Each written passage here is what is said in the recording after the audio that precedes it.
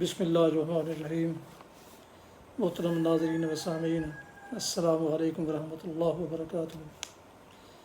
امید ہے اللہ تعالیٰ کے فضل و کرم سے آپ خیریت سے ہوں گے۔ اللہ تعالیٰ آپ کو اپنے حفظ و امان میں رکھے۔ کڑوے گلاب سلسلے کا ولاگ کچھ دنوں کے توقف کے بعد، کیونکہ میری طبیعت کچھ ناساز تھی، تو دوبارہ شروع کرتا ہوں۔ تو یاد رہے کہ یہ ولاگ جناب محمد سلیم بٹ کی کتاب کڑوے گلاب سے لیے جاتے ہیں۔ تو شروع کرتے ہیں آج کا ولاگ۔ عنوان ہے مجمع سے تعارفی خطاب، ایکٹ نمبر 1۔ حضرات، نہ تو میں کوئی مجمع باز ہوں، نہ ہی کوئی جعلی دوا فروش، بلکہ سند یافتہ نیم حکیم خطرہ جان استاد ہوں۔ عرض کرتا ہوں، سچائی چھپ نہیں سکتی کبھی دکھاوٹ کے اصولوں سے، کہ خوشبو آ نہیں سکتی کبھی کاغذ گوبھی کے پھولوں سے۔ کہتا ہوں جھوٹ کہ مجھے جھوٹ کی عادت نہیں ہے، بھاگتا ہوں سچ سے ایسے جیسے کوا بندوق سے۔ قریب المرگ بزرگوں، جوانی کے حاتم نوجوانوں، احساس کمتری میں مبتلا بچوں، السلام علیکم۔ نہ تو میں کوئی پیشہ ور حکیم ہوں، نہ ہی کوئی ڈاکٹر یا وکیل ہوں، نہ ہی کوئی طالب علم یا پروفیسر ہوں، نہ ہی کوئی ملازم ہوں، اور نہ ہی کوئی ابن الوقت یا مفاد پرست سیاستدان ہوں۔ اس لیے کہ میرے مرشد باکمال نے فرمایا تھا کہ یہ تمام پیشے ہوس زر میں مبتلا لوگوں نے اپنا رکھے ہیں۔ میرے مرشد نے ہی فرمایا تھا مگر ٹھہریے حضرات، پیشتر اس کے کہ میں اپنے مرشد کا فرمان آپ کے سامنے بیان کروں، میں پہلے اپنے مرشد باکمال کا تعارف پیش کرتا ہوں۔ حضرات، میرا مرشد باکمال کوئی عوامی یا سیاسی اور بازاری قسم کا آدمی نہیں ہے،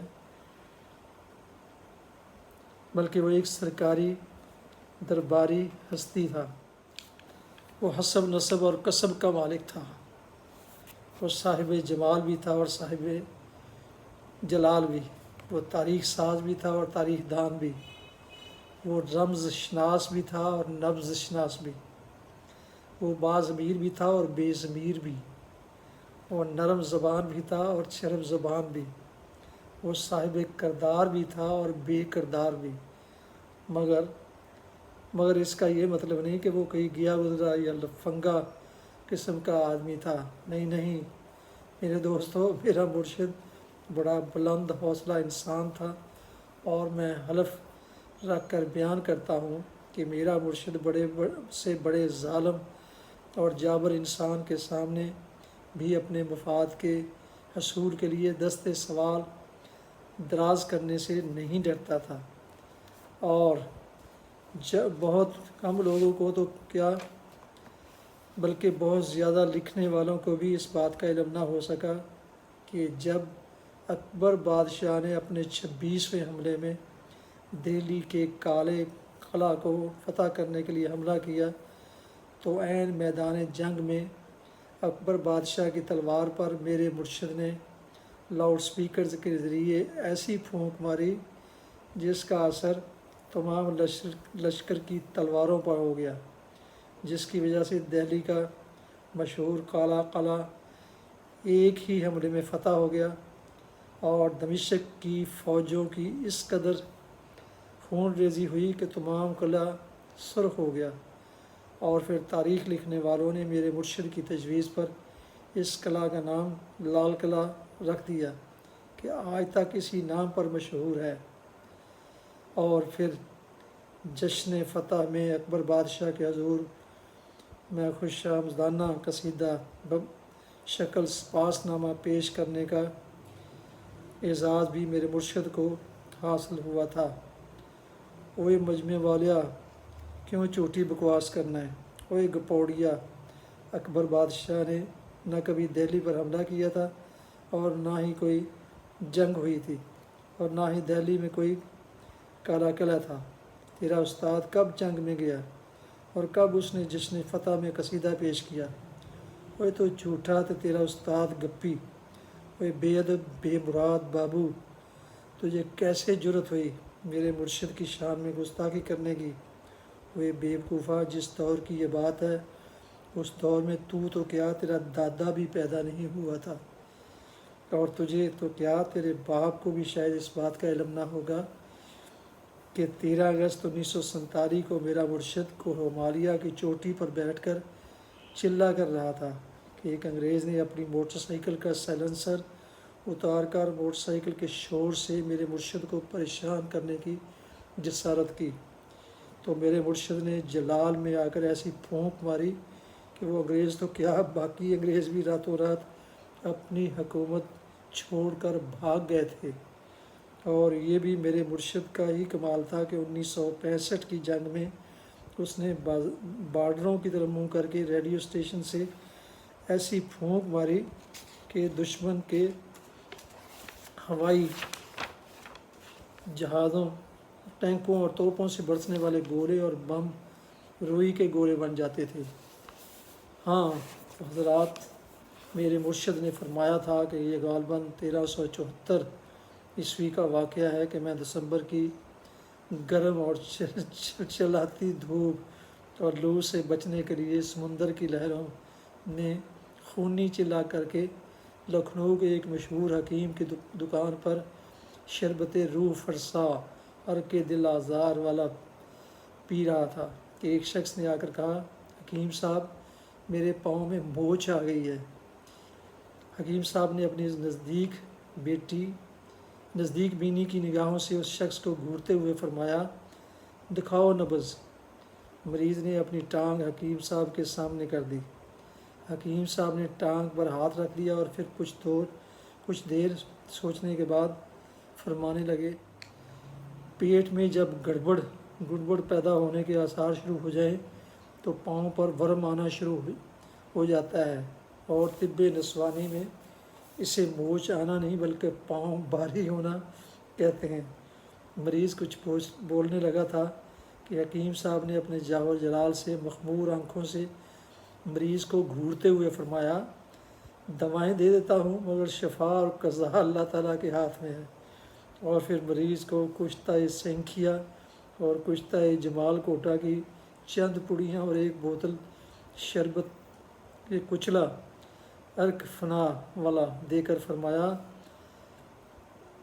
ہر آدھ گھنٹہ کے بعد ایک پڑیا ہمراہ ایک گلاس شربت نوش کرتے رہنا، کل صبح تک انشاءاللہ تمام بیماریاں ختم ہو جائیں گی۔ زندگی رہی تو صبح نہار منہ کا کرورا دکھا جانا۔ دوسرے دن مریض کی موت کا چرچا سارے شہر میں تھا۔ میں حصول ثواب کے لیے تقریب سعید رسم تدفین جنازہ میں شمولیت کے لیے مرحوم کے گھر گیا تو جنازے کی تقریب میں شامل ہر شخص مریض کی بے وقت موت کی بجائے حکیم صاحب کی بروقت تشخیص و علاج کے انجام کی وجہ سے حکیم صاحب کی بازاری زبان میں تعریف کر رہا تھا، اور مرحوم کے لواحقین حصول ترکہ کی خوشی میں داد تحسین کے القابات بینوں کی شکل میں دے رہے تھے۔ اگلے روز میں نے حکیم صاحب سے مرحوم کی المناک اور خوشگوار موت کے تذکرے کے ساتھ کفن پر نجاست کے دھبوں کا ذکر کیا تو حکیم صاحب نے درد بھری سرد آہ بھر کر مسکراتے ہوئے فرمایا، مرحوم جنتی روح تھا، وہ دنیا کی غلاظت دنیا میں چھوڑ گیا۔ دوستو، اپنے مرشد کی زبانی اس حکیم صاحب کی تشخیص و علاج کے انجام کا حال سن کر میں یہ اعلان کر رہا ہوں کہ میرے پاس کوئی ایسی دوا نہیں ہے جس سے کل نفس ذائقۃ الموت کی منزل میں تاخیر کا امکان ہو، اور اس لیے میں اپنے آپ کو حکیم نہیں سمجھتا۔ اس طرح میرے مرشد نے فرمایا کہ سن 1426 عیسوی کے ماہ جون میں آگ کے علاؤ کے اندر بیٹھ کر چلا کر رہا تھا کہ مجھے شدید سردی کی وجہ سے زکام ہو گیا، تو میں خود غرض کلینک میں گیا اور ڈاکٹر صاحب سے عرض کیا، ڈاکٹر صاحب مجھے شدید سردی کی وجہ سے زکام ہو گیا ہے۔ ڈاکٹر صاحب نے میرا قیمتی جبہ دیکھ کر بلا تشخیص ایک کاغذ پر کچھ لکھ کر میرے ہاتھوں میں دیتے ہوئے فرمایا، بے درد لیبارٹری سے اپنا خون، پیشاب اور بلغم ٹیسٹ کراؤ، تمہاری بیماری کی علامتیں سرطان کی ہیں۔ میں پرچی لے کر چلنے لگا تو ڈاکٹر صاحب نے ایک اور پرچی دی جس پر فیس مشورہ کی رقم 2000 درج تھی۔ تمہاری بیماری کی علامتیں سرطان کی طرح ہیں۔ میں پرچی لے کر چلنے لگا تو ڈاکٹر صاحب نے ایک اور پرچی دی جس پر فیس مشورہ کی رقم 2000 درج تھی۔ دوسرے دن میں نے ایک سیر خون، صبح نہار منہ کا سوا سیر بلغم اور ساری رات کا جمع شدہ ایک مٹکا پیشاب بے درد لیبارٹری میں جمع کرا دیا۔ چوتھے دن جو رپورٹ ملی وہ نارمل تھی۔ ڈاکٹر صاحب نے رپورٹ دیکھ کر چہرے پر ہولناک مسکراہٹ لاتے ہوئے فرمایا، نتیجہ کی رپورٹ تشویشناک ہی نہیں بلکہ انتہائی خطرناک بھی ہے۔ بیماری کی کیفیت ملی جلی ہے۔ نارمل 2 بیماریوں کی نشاندہی کرتی ہے۔ میں تذبذب کی کیفیت میں مبتلا ہو گیا کہ ڈاکٹر صاحب نے فرمایا، عربی زبان میں نار آگ کو کہتے ہیں اور پنجابی زبان میں نار لڑکی کو کہتے ہیں، اور مل کے معنی قبضہ کرنا ہوتا ہے، اس لیے تمہیں یا تو آگ میں جل کر صحت یاب ہونا ہوگا اور یا پھر کسی لڑکی سے شادی کرنی ہوگی۔ میں نے کہا، میں آگ سے نہیں ڈرتا مگر عورت سے ڈرتا ہوں، کیونکہ اس کی نفرت اور پیار دونوں ہی مرد کو تباہ کر دیتے ہیں۔ میں کل آ کر بتاؤں گا کہ مجھے کون سا علاج پسند ہے۔ میں چلنے لگا تو پھر ڈاکٹر صاحب نے فیس مشورہ طلب کی۔ رات کو میں نے شربت ہڑ سرنا مکی والا 1 گیلن پیا تو صبح زکام کا نام و نشان تک نہ تھا۔ دوستو، اپنے مرشد کی زبانی اس دور کے ڈاکٹر کی ناتجربہ کاری اور لوٹ کھسوٹ کا حال سن کر، اور پھر ایک ڈاکٹر نے میرے بزرگوں کی خاندانی چودراہٹ چھنوانے میں جو گنہانہ کردار ادا کیا تھا، اس سے متنفر ہو کر میں ڈاکٹر نہ بنا۔ دوستو، میرے مرشد نے ہی فرمایا تھا کہ یہ غالباً 1586 عیسوی کا واقعہ ہے کہ ایک وکیل جسے حبس زر کی بیماری لاحق ہو گئی تھی، میرا مرید بن گیا۔ ایک دن وہ بازار میں جا رہا تھا کہ ایک بیوہ عورت نے اسے روک کر التجا کی کہ میرا ایک ہی بچہ ہے جسے پولیس نے قتل کے جھوٹے مقدمے میں پکڑ لیا ہے۔ میرے پاس دولت نہیں مگر میں تیرے لیے دعا کروں گی، تو اس کی وکالت کر، اللہ تیرا بھلا کرے گا۔ وکیل صاحب نے فرمایا، میں بغیر فیصدی مقدمہ نہیں لڑوں گا۔ بیوہ عورت نے لاکھ منت سماجت کی مگر وہ نہ مانا۔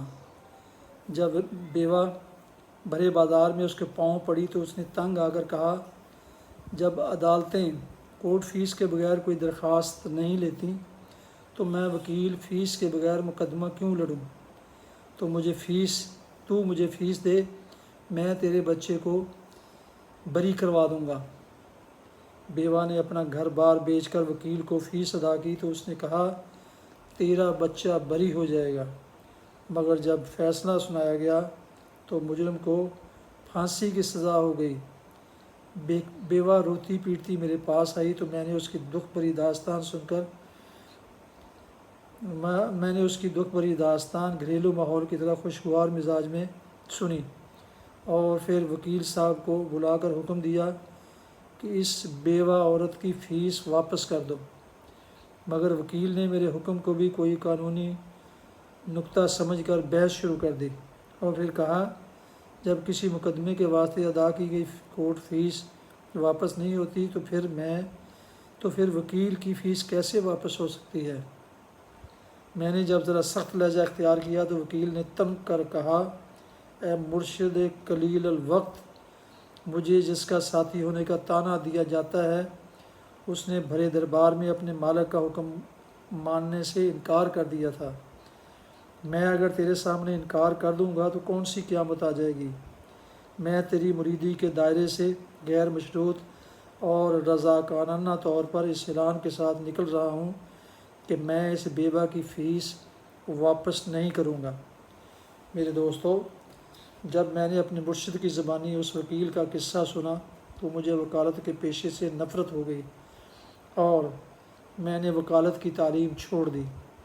اس لیے میں وکیل نہ بن سکا، اور میرے مرشد نے ہی فرمایا تھا کہ ایک دفعہ غالباً 1670 کا واقعہ ہے کہ مجھے لاہور دیکھنے کا شوق ہوا تو میں پھرتا پھراتا لاہور آ گیا۔ اس دور میں لاہور کی ایک سڑک جو کہ ٹھنڈی سڑک کے نام سے مشہور تھی کو دیکھنے نکلا تو ایک چوک میں جا کر میری حیرت گم ہو گئی۔ وہاں پر ایک بیل گاڑی نما ریڑھی پر بہت بڑی بندوق رکھی ہوئی تھی۔ میں اس کے قریب جا کر اس کی بناوٹ پر غور و فکر کرنے کے لیے گہری سوچ میں غرق تھا کہ اس چوک کے قریب ایک بہت بڑے مدرسے میں چھٹی کی گھنٹی کی آواز نے مجھے چونکا دیا۔ کچھ دیر کے بعد طلباء اپنے اپنے گھروں کو جانے لگے۔ میں نے وقت معلوم کرنے کے لیے اپنے قریب سے گزرتے ہوئے ایک طالب علم کو بڑے پیار سے آواز دے کر کہا، میرے پیارے دوست، اگر آپ کے پاس گھڑی ہو تو وقت بتا دیں۔ اس بات سے اس طالب علم کا چہرہ شرم و حیا کی بجائے غصہ سے سرخ ہو گیا اور پھر نسوانی آواز میں گرج کر کہا، اوے بڈھے بے شرم، تجھے شرم نہیں آتی؟ راہ چلتی عورتوں کو مذاق کرتے ہوئے اوے تیری عقل کا جنازہ نکل گیا ہے۔ اور پھر غصہ بھری آواز میں یہ کہہ کر چل دی کہ گردیدے بڈھے کو اتنی شناخت بھی نہیں کہ میں لڑکی ہوں۔ میں ندامت کی وجہ سے عرق انفعال میں شرابور ہو گیا۔ کچھ دیر کے بعد اس جیسی دبلی پتلی ایک طالبہ میرے قریب سے گزری تو میں نے انتہائی ادب سے عرض کی، آنٹی جان، آپ کے پاس اگر گھڑی ہے تو وقت بتا دیں۔ اس طالبہ کو ایسے لگا جیسے کسی بھیڑوں کے چھتے نے کاٹ دیا ہو۔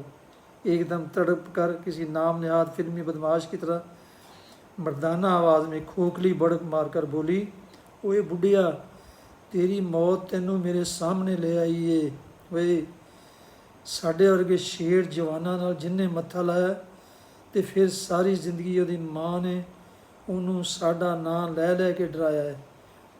اوے اوے انیا بڈھیا، تینوں نظر نہیں آیا کہ میں مرد ہوں؟ میں اس کی جسمانی ساخت اور کھوکھلی بڑک سن کر مارے ڈر کے مسکرانے لگا اور وہ ترنگ میں آ کر کولے مٹکا کر گانے لگا، میں عاشق ڈسکو گانے دا، مینوں ڈر نہیں پولیس یا تھانے دا۔ میں نے کسی ترقی پسند شاعر کی طرح ایسی ہی ادبی زبان میں جواب دیا، تینوں ادب نہیں کسی بزرگ سیانے دا، تو پتر ہے کسی زنانے دا۔ دوستو، میں نے اپنے مرشد سے جب یہ واقعہ سنا تو اس نتیجے پر پہنچا کہ اب طلباء اور طالبات میں شناخت بھی ختم ہو گئی ہے اور طالب علم برادری کے دلوں میں بزرگوں کا احترام بھی ختم ہو چکا ہے۔ اس لیے میں نے احتجاجاً علم حاصل کرنا ہی چھوڑ دیا، جس کی وجہ سے میں اب طالب علم نہیں ہوں۔ حضرات، میرے مرشد نے ہی فرمایا تھا کہ میں 1725 میں اپنی بے علمی کی تھیلی کو علم کی دولت سے بھرنے کے لیے ایک علم گاہ میں داخل ہو گیا۔ کچھ عرصہ کے بعد ایک شخص نے بحر علم میں غوطہ لگا کر چند گوہر نایاب تلاش کیے اور پھر انہیں الفاظ کے موتیوں کا روپ دے کر عوام کی خدمت میں پیش کیا، جس کے پڑھنے سے بہتوں کا بھلا ہوا۔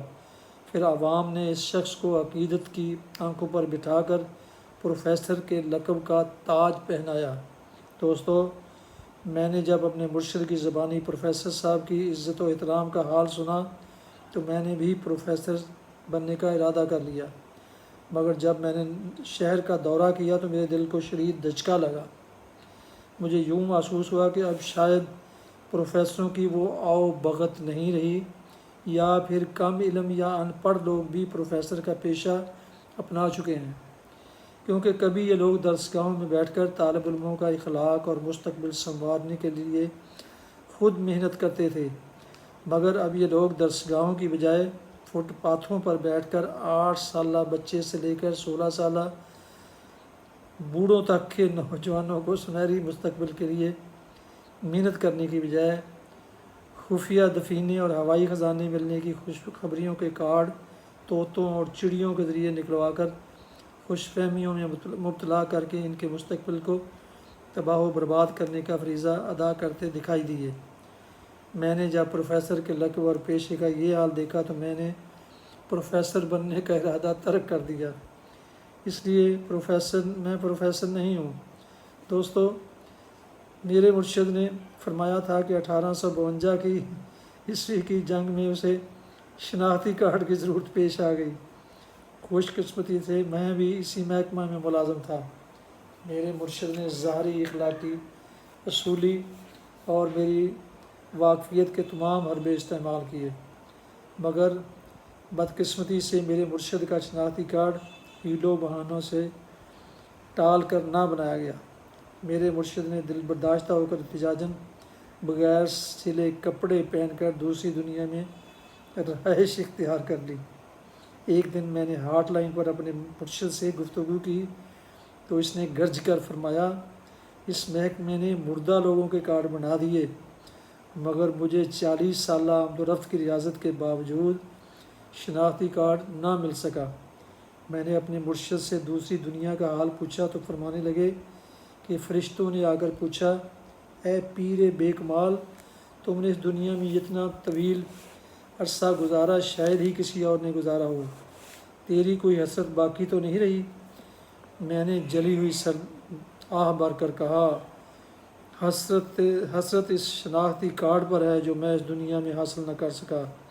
پاس کھڑے ہوئے شیطان نے لقمہ دیا کہ اے پیر نامراد، میں دیکھتا ہوں کہ تو ہر روز ظاہری حربے استعمال کرتا تھا، کاش تو پہلے دن ہی باطنی حربہ استعمال کر لیتا تو تجھے اسی دن ہی شناختی کارڈ مل جاتا۔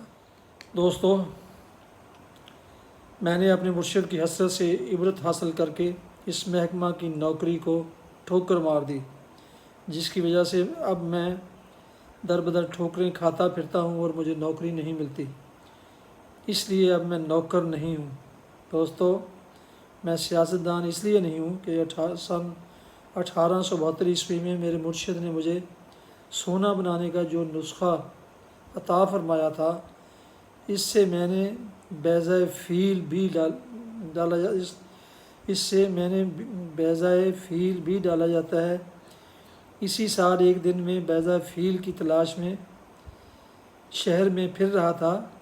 اس وقت اتفاق سے میری سائیکل کی بتی جل رہی تھی کہ اقتدار کے سورج کی روشنی میں بیٹھے ہوئے ایک سیاستدان کی نظر میری سائیکل کی روشن بتی پر پڑ گئی۔ اس نے مجھے روک کر بڑے تحقیرانہ لہجے میں کہا، اوئے، تم واپڈا میں ملازم ہو؟ میں نے عرض کیا، نہیں بھائی جان۔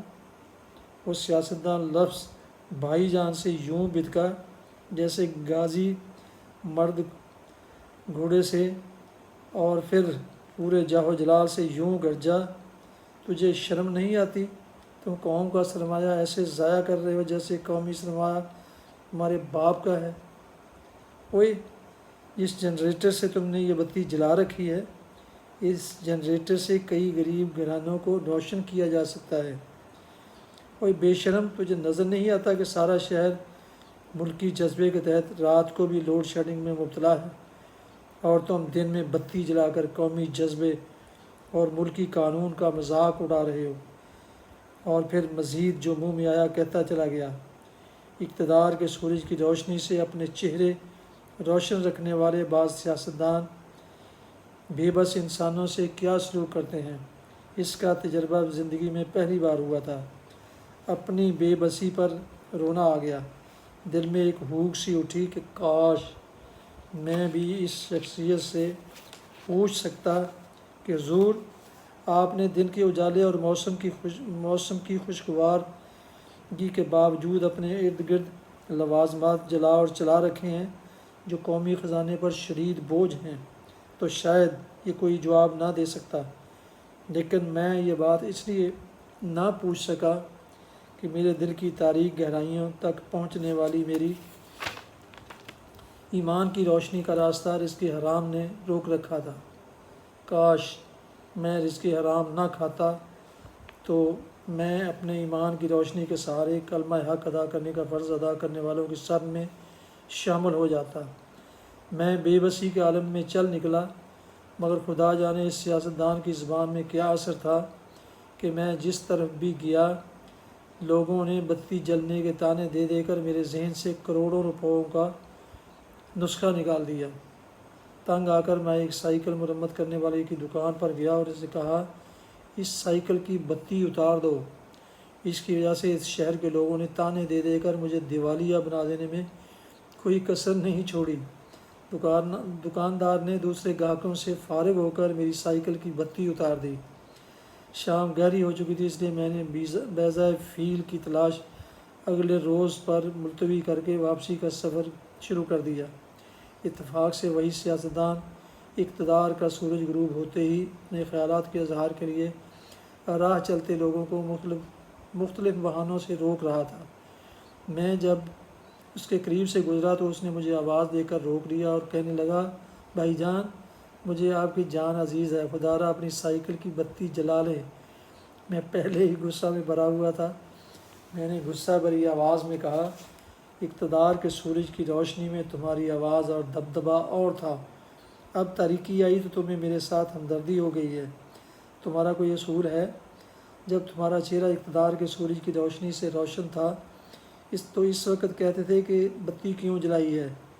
اب رات کی تاریکی نے تمہیں ڈھانپ لیا ہے تو مجھے کہتے ہو کہ بتی جلا لو۔ سیاستدان نے مجھے غصہ سے میں دیکھا تو انتخابی مصلحت کو پیش نظر رکھتے ہوئے میرے کان کے قریب اپنا منہ کر کے بڑے پیارے ہمدردانہ اور دھیمے لہجے میں کہنے لگا، برادر محترم، آج میں تمہیں اپنا انتہائی عزیز بھائی سمجھتا ہوں، اس لیے تمہیں ملکی سیاست کا انتہائی قیمتی راز بتاتا ہوں، اور اس راز میں ہی ہماری کامیابی ہوتی ہے۔ جب اقتدار کا سورج ہمارے سروں پر روشن ہوتا ہے تو اس کی روشنی کی وجہ سے ہمیں اپنی آنکھوں کے شتیر بھی نظر نہیں آتے، اور جن کے سروں پر اس کی روشنی نہیں ہوتی ان کی آنکھوں کے تنکے بھی ہمیں شتیر نظر آتے ہیں۔ مگر جب یہ سورج ہمارے سروں سے ڈھل جاتا ہے تو پھر ہم اپنی آنکھوں کے شتیروں کو مخالفوں کی آنکھوں کے تنکوں سے بھی کم تر ثابت کرنے کے لیے شور مچاتے ہیں۔ اور ایک اور راز کی بات تمہیں بتاتا ہوں، اور وہ یہ ہے کہ ہمارے پاس کوئی مستقبل پروگرام ہو تو ہوتا نہیں، حالات اور موقع کی مناسبت سے نعرہ بلند کرنا ہی ہماری سیاسی زندگی کی بقا ہے۔ دوستو، میں کامیاب ہو کر ایک بااصول سیاستدان بن کر اس ملک پر حکومت کرنا چاہتا تھا، مگر اس خود غرض سیاستدان کے مایوس اور گمراہ کن خیالات سن کر مجھے سیاست کے پیشے سے نفرت سی ہو گئی، اس لیے میں سیاستدان نہ بن سکا۔ بھائی صاحب، آپ اپنی سائیکل ایک طرف کر لیں، آپ کی وجہ سے ساری ٹریفک رک رہی ہے۔ اوئے چھوٹے بچوں، چلو، اچھے بچے سڑکوں پر نہیں کھڑے ہوتے، چلو، شاباش۔ اوئے مجمے والیا، ٹور اتھوں، راہ وچ مجمع لا کے ساری ٹریفک روکی ہوئی ہے۔ سنتری بادشاہ جی، میں ایک پردیسی آدمی ہوں اور صرف خدمت خلق کے جذبے کے تحت لوگوں کی تکلیفیں رفع کرنے آیا ہوں، رزق حلال کھاتا ہوں، اہل شہر کی خدمت کے لیے تھوڑا سا موقع دے دیں۔ بک بک نہ کرو، چل اتھوں۔ ایک تے مجمع کے خلاف قانون لا کے راہ روکیا ہوا ہے، اتوں دفعہ 44 دی خلاف ورزی کی ہوئی ہے، نالے رزق حلال دا روب پا کے سرکاری ملازم دھمکی دیتی، تیرا اتوں دفعہ ہو۔ سنتری صاحب جناب، ذرا میری طرف دیکھو، کی دیکھا ہوئے تیرے وال، تو دفعہ ہو جائے اتوں۔ اے سرکار جی، ذرا دیکھو تو صحیح، اوئے میں تینوں کہنا وا کہ تم اتوں دفع ہو، تو اگوں کتیاں وانگوں ਭੌਂਕੀ ਜਾ ਰਹੇ ہیں کی نہیں نہیں وہ نہیں، پہلا اپنا جرم تو سن، ایک مجمع خلاف قانون، دوجا دفعہ 44 ਦੀ خلاف ورزی، تیجا سرکاری ਮੁਲਾਜ਼ਮ ਨੂੰ ਰਿਜ਼ਕ ਹਲਾਲ ਖਾਣ ਦੀ ਧਮਕੀ، ਚੌਥਾ ਅੱਗੋਂ ਬਕ ਕਰਕੇ ਸਰਕਾਰੀ ਮੁਲਾਜ਼ਮ ਦੇ ਵਕਤ ਦਾ ਹਰਜ। 4 ਜੁਰਮ ਤੇ ਤੇਰੇ ਪੱਕੇ ਨੇ। ਹੁਣ ਤੂੰ ਦੱਸ ਮੈਂ ਕਿਹੜੇ ਜੁਰਮ ਛੱਡਾਂ ਤੇ ਕਿਹੜੀਆਂ ਜੁਰਮਾਂ ਵਿੱਚ ਤੈਨੂੰ ਰਗੜਾਂ। ਸੰਤਰੀ ਜੀ اللہ تعالیٰ آپ کو ڈپٹی کر دے، جرم مکا کا ہے، جس دفعہ کے تحت ہو گیا ہے ٹھیک ہے، پچھا گل سن ہوئے مجمع لا کے تے پھر رولا نہ پائی دا، جتھے مجمع لانا ہوئے اتھوں دے ڈیوٹی والے دے نال پہلے آ کے منت تے ماجرا نہیں کر لی دا ہوندا ہے۔ سمجھیا میری گل؟ اوئے چولا جہان دیا کنا کو وقت لاؤنا ہے جناب؟ آدھا گھنٹہ اور 20 نہیں ہوئے، اچھا 25 کر لیں۔ میں حلف رکھ کر کہتا ہوں کہ آج کل دوائیاں بڑی مہنگی ہو گئی ہیں اور میں صرف خدمت خلق کے لیے حاضر ہوا ہوں۔ سنتری جی ہم آپ کے بھی غلام ہیں اور آپ کے افسروں کے بھی، آپ کے کئی آفیسر بھی میرے قدردان ہیں۔ وہ چولانا مار میرے افسران نے لنگنا ہے، بڑی مصیبت ہے ساڈے واسطے جے قانون نہ ورتیے تے افسر ناراض، تے قانون اور ورتیے تے غریباں دی روٹی دا سوال ہوندا ہے۔ ایک گل ہور سن لے ہوئے، تو آدھا گھنٹہ لاؤنا ہے تے رزق حلال دا روب پاؤنا ہے۔ اسی 24 گھنٹیاں دے سرکاری ملازم ہو کے بھی آج تک کسی نو بھی رزق حلال کھان دا روب نہیں پایا۔ جناب میرے مرشد کا حکم ہے کہ اب رزق حلال کھانا اس واسطے میں نے حلال رزق کھانے کا ذکر کیا تھا، اس میں روب والی تو کوئی بات ہی نہیں تھی۔ اوئے ٹاؤں نہ کر، اوئے چھتی مکا، متا کوئی افسر لنگے تو میری پیٹی نو ہاتھ پی جائے۔ ایک ہور گل بڑے غور نال سن لے، اسی 24 گھنٹیاں وچ رزق حلال نہیں کھا سکتے تو تو ادھے گھنٹے وچ کتھوں کما لینا ہے؟ اگاں کسے نال یہ گل نہ کری، متا کوئی اکیا بکیا تینوں ہی ٹنگ دے۔ سمجھیا میری گل؟ تو ہن میں پراں چلیا تو چھتی مکا لیں۔ یہ تھا آج کا مضمون، جس کا عنوان تھا مجمع سے تعارفی خطاب۔ یاد رہے کہ یہ تحریر جناب محمد سلیم بٹ صاحب کی برادر اکبر حاجی منظور حسین بٹ صاحب کی پرانی تحریروں سے انہیں ملا، جس کو انہوں نے اپنی کتاب میں شامل کیا، اور یہ اس کے ایکٹ نمبر 1 کا یہ مضمون ہے۔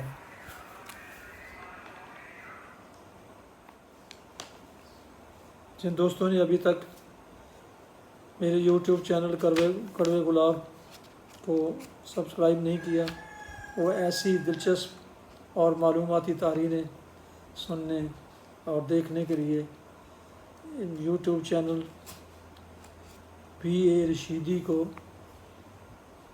ضرور سبسکرائب کریں اور بیل آئیکن کو کلک کرنا نہ بھولیں، تاکہ آئندہ یہ ایسے قیمتی ولاگ آپ کو بر وقت اور باقاعدہ پہنچتے رہیں۔